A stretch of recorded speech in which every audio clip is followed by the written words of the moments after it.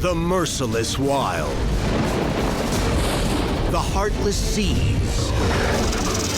When nature unleashes her cruelty, could you escape? Could you survive? These are the true stories of outdoorsmen confronted by death, armed with raw courage and a will to live. They are the ones who beat the odds and return from their own fight to survive. It's another perfect day of spearfishing for a band of friends on the Gulf. It was a beautiful day. It was clear, calm, perfect. But the tranquility and beauty are about to be torn apart by a set of vicious jaws. And I looked down and saw it was a shark. A young man's life hangs in the balance after an unprovoked attack from out of the ocean's depths. Within a split second, there was a 5-foot radius of blood around him. And now courage and selfless loyalty will be tested to the utmost. I didn't think he was going to make it in. He was white as a ghost.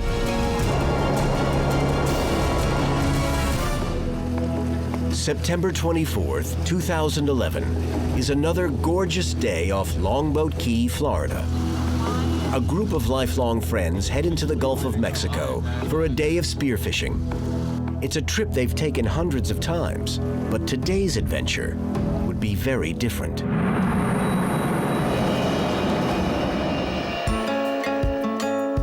CJ Wickersam's family has lived in this fisherman's paradise since the 1920s. My dad, pretty much everybody in my family grew up fishing, and then so I started fishing when I was probably 1 or 2, when I could hold a pole. CJ and best friend Connor Bystrom have grown up together here. And their sport of choice is spearfishing. We met in elementary school. We grew up together. We've always fished and played sports together, and we just bonded ever since we were kids. Spearfishing, we would wake up early, head offshore, go out more than 15 miles in the Gulf, have different rec numbers, and jump in, and then we'd chum up some fish and go down there and spear them. I grew up doing that, and then all my buddies do it, so we go out all the time, every weekend. Today, it's the usual crew. There's CJ and Connor, Katie, Oshi, Kira, Lee, and Max. The friends set a course west-northwest for Anna Maria Island, dropping anchor 4 miles offshore. First spot, it's like 35, 40 feet deep, and then we want to try that for our first spot to see if there's any hogfish or grouper on it. So Connor and Lee and Max all got in the water and started diving. The group likes to free dive. They use no scuba gear, no tanks, no regulators, no weights, and no air except what they can hold in their lungs as they plunge deep with their spears. It's pretty cool to be able to just hold your breath for a few minutes and go down like 50, 60, 70, 80 feet on a breath of air and shoot like a big 20, 30-pound grouper or big amberjack or big hogfish or something of that sort. Spearfishing is hunting underwater. With fish, you're like in their environment, you know where to hide and stuff, so you gotta try to find them like where they get in their, like the grouper will go into like the ledges and the holes, and you gotta try to find them like back up inside there and get them out, which is pretty fun to do. That's pretty thrilling. Like hunters, spear fishermen spot and stalk the largest specimens without having to depend on the luck of hook and bait. When we go spearing, we shoot a lot of grouper, which range probably from 24 to 35 inches, which is probably 10 to 20 pounds. A lot of the fish we try to shoot, which are really good, are hogfish, and they're usually probably from like 14 inches to 20, 22 inches. So I mean, probably the biggest like 5-6 pounds. Lee and Connor shoot 2 hogfish each, but they're hunting for grouper or snapper. They pull the anchor and head another mile out and find the right spot. Every time we went down, one of us would shoot at least a hogfish or a mango snapper, and it was fairly clear. You could almost see top to bottom, so it was a good day. The buddy system is crucial in diving.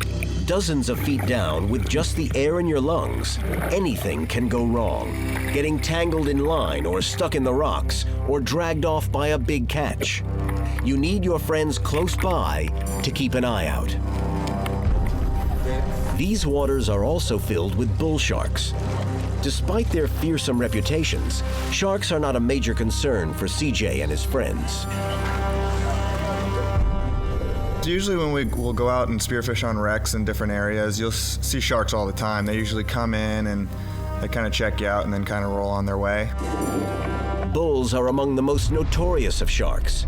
Large, up to 12 feet and 500 pounds, they will swim into shallow water and even into freshwater rivers and lakes. Bull sharks are believed responsible for the series of fatal attacks on the Jersey Shore in July 1916 that inspired the novel and movie Jaws. Their one saving grace is that they take time to grow curious, so a diver usually has a chance to put some distance between him and the shark. When we're spearfishing, we get a bunch of sharks come in, it gets too sharky, we'll pull the anchor and go to another spot just to kind of get away from that. An inherent risk of spearfishing is the blood speared fish put in the water. We'll shoot a fish and swim back to the boat and throw it in the boat, but that doesn't mean that there's not going to be sharks around. They're always around somewhere. When you're spearing, all the fish are going to bleed no matter where you shoot them, and that does release blood, and that blood attracts sharks. It's a possibility with that kind of sport, I mean, shooting fish and then bleeding, that you can get attacked. This Saturday, CJ and his dive buddies are taking care. They're keeping their stringers and fish blood out of the water, and not a single shark has come in, even to have a look. It was actually a great morning. It was a beautiful day. It was clear, calm, perfect. We speared a bunch of fish that day, shot quite a few hogfish and grouper. We never saw a shark in the water all day. The shark that bites, though, is not the one you see, but the one that sees you. You see them all the time, and you know you're aware of them, but you just never think it's actually going to happen. I never really thought that I would get attacked by a shark when I was out there diving. CJ thought wrong. It's a sunny September Saturday of spearfishing for 7 friends in the Gulf of Mexico. By early afternoon, the stringers hold a dozen hogfish, 3 decent groupers, and some mangrove snapper. Some of the group are taking a break on board the boat, while others are off the back, sunbathing on inflatable rafts. And 21-year-old CJ Wickersam is in the water, alone, free-diving with his spear gun in search of the catch of the day. I went down, shot a hogfish, came back and put it in the boat. And then I hopped back in, because when I shot that one, I saw a few more good-sized ones down there. Went back down one more time, shot at a mangrove snapper, and I missed it. So I came back up top and was just sitting there for a second, catching my breath before I loaded my gun. And then the next thing, I felt like a bump, tug on my leg. Then I looked down and saw it was a shark. I saw CJ kind of flail on the water, popped his head up and started screaming. And then within a split second, there was a 5-foot radius of blood around him, and you just knew it wasn't good. Without the possibility of flight, CJ's fight response takes hold as he pounds on the shark. That took both of my fists closed and hit it as hard as I could on the nose. I just looked down, I could see it was kind of like a flap on my bathing suit ripped open. Connor reacts with blind courage, diving into the water to swim to his friend's rescue. I remember Connor jumping in the water really fast. He only had one flipper on. He swam over to me as fast as he could. When I jumped in the water, saw his leg, could see his femur. It was pouring blood out so fast, it looked like a faucet was turned on underwater with blood coming out of it. I mean, it shocked me. I just saw it, and I yelled back to the boat before I got to him to just have a rope ready to tie off the leg. When I grabbed him, we swam back to the boat. Max and Lee grabbed him around his shoulders and pulled him over the boat. It's a gory spectacle that sends terror through almost everyone. A gaping wound 15 inches across, punctuated by ragged tooth marks. Once we got back to the boat, I just kind of like closed his wound, and I had a rope, and I just kept twisting it until I couldn't twist anymore. And then his leg just turned white and he quit bleeding. Meanwhile, Kira was on phone to 911. They were telling us what to do. We needed to put pressure on the wound and wrap towels around it until, they're like, if it bleeds through the towel, wrap another one around it. Katie and Oshie handed towels over to me, and I was wrapping them around his leg and just holding it, and the first 2 towels bled through, and I think we ended up putting 3 on it, and then you wouldn't see blood through the 3rd towel, so I didn't think he was going to make it in. He was white as a ghost. He was complaining that his chest was tingling from a few miles offshore, and his hands were really tingling, and the only thing I could think of is that he probably doesn't have too much blood left. Lee kept talking to him and giving him water and holding his head while we were full throttle in from 6 miles out, so I think that helped a lot. Strangely, the only one who seems unaffected is CJ. I don't remember seeing what it looked like. It didn't really hurt too bad at first, and then once they pulled me in the boat and they tied the tourniquet off, my hands and feet and everything started like tingling. I didn't really feel like too much pain because their teeth are so sharp, it just bit right through it. It didn't really hurt too bad. The lack of pain and CJ's lethargy are danger signs. The shark's bite has severed the femoral artery, and the rapid loss of blood from the massive wound has sent him into shock. His body is shutting down, his life slipping away. Unless the bleeding can be stopped by his friends, CJ will be dead in a matter of minutes. The 911 operator calls ahead for a medevac helicopter to be waiting on standby at the nearest rendezvous point, off Rod and Reel Pier on the northern end of Anna Maria Island. At the boat's helm, Max has the throttle wide open to cross the 6 miles of Gulf waters as swiftly as possible, while CJ's friends struggle to keep him conscious. Every second counts as blood runs out over the boat's deck. All of CJ's friends are working together to keep him awake and alive.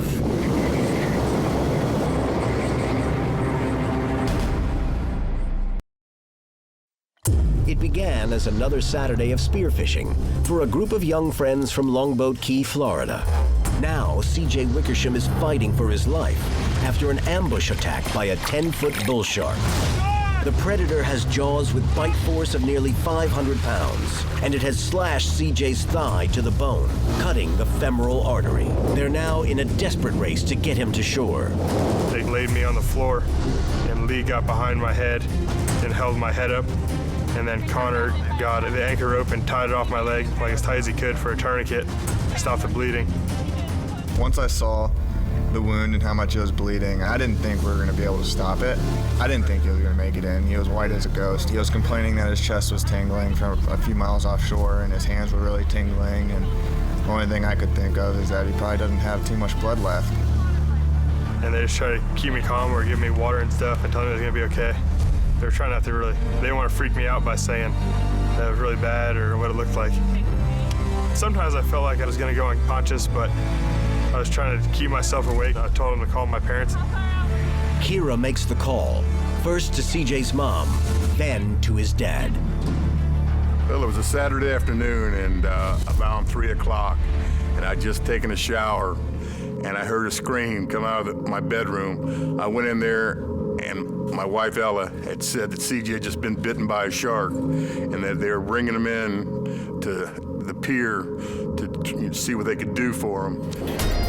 The run to the pier seems like a slow-motion nightmare for CJ and everyone else in the boat, trying to keep him alive.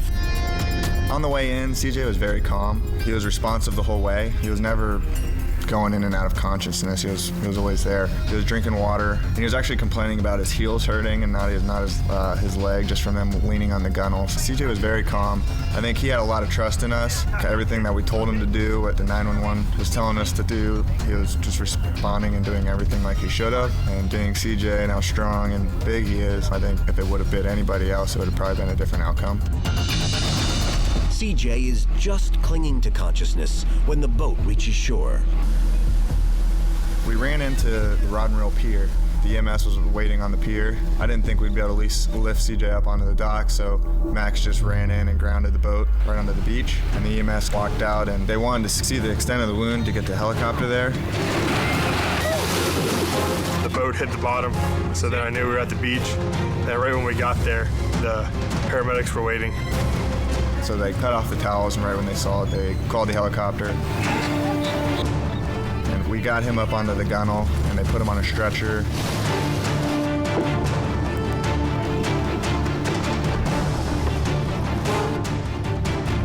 Connor later told us that when they got to the beach, he said the boat was just a pool of blood. They brought the backboard out and put me in the ambulance right off the boat. Connor wants to climb into the ambulance to ride with his friend to the hospital, not sure if this will be the last time he sees him alive. Once he got into the ambulance, I really wanted to go with him, but I couldn't go. The ambulance speeds 3 miles down the road to the Anna Maria Community Center. The medevac helicopter is standing by, engines running. It's a flying surgical unit, and the one chance CJ Wickersam has of surviving his terrible wound. By the time they got me in the helicopter, that's when they gave me like 5 or 6 units of blood, which you only have, they say, like 8 to 10 units of blood in you, so I'd lost more than half my blood by the time that I had gotten to the helicopter. CJ is flown to Bayfront Medical Center in St. Petersburg, and his family and friends rush to his side. We really had no idea. It was definitely a scary experience, and we had no idea how bad he was bitten. CJ's distraught parents arrive just minutes before he is taken in for his first emergency surgery. When we first got in there in the emergency room, he was covered up. They had a sheet over him and everything, and he was totally white, and he was, really hurt. You could tell that. He really didn't say much. We just kind of looked at him and just told him we loved him, and then they wheeled him off. As CJ enters the operating room, no one knows how he will come out. Will he keep his leg? Will he even survive?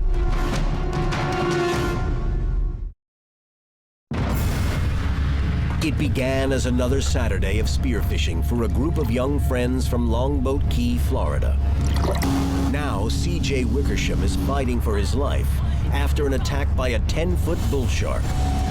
It's the least expected kind of shark attack, an unprovoked ambush, raw feeding behavior. These waters have seen only 5 such attacks since records started being kept in 1882. CJ's is number 6. The courageous friends who rushed him to shore pray for CJ's survival. Fate is on CJ's side, though, in the form of a surgeon who has faced the worst kinds of trauma. We were lucky to have this surgeon, Jeffrey Johnson, who had just come back from Afghanistan and Iraq. I think he served a couple tours over there.